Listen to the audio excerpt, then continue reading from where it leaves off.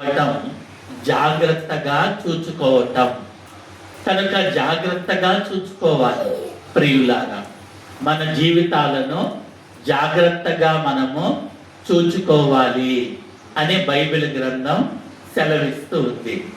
జాగ్రత్త అనేటువంటిది మనకు లేకపోతే మనము ప్రమాదములో పడిపోతాం. ప్రమాదములో పడిపోయేటువంటి అవకాశములు ఉన్నాయి. కనుక మనం ఎలా ఉండాలి అంటే జాగ్రత్తగా ఉండాలి. జాగ్రత్త అనేటువంటిది మనకు అవసరం. మన పిల్లలు చెట్టు ఎక్కుతూ ఉన్నారనుకోండి, చెట్టు ఎక్కేటప్పుడు జాగ్రత్త అని చెబుతాం. చెట్టు ఎక్కేటప్పుడు జాగ్రత్త, పడిపోతావు, జాగ్రత్తగా ఎక్కు అని మనము చెబుతాం మన పిల్లలకు.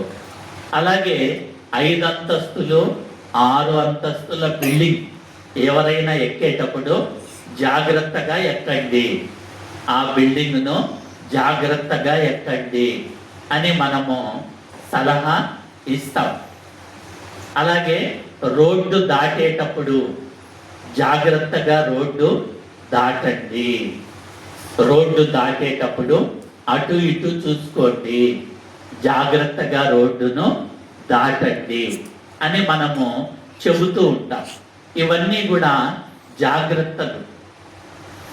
బైక్లో స్పీడ్గా వెళ్ళేటప్పుడు జాగ్రత్తగా డ్రైవ్ చేయండి, జాగ్రత్తగా వెళ్ళండి అని మనము చెబుతూ ఉంటాం.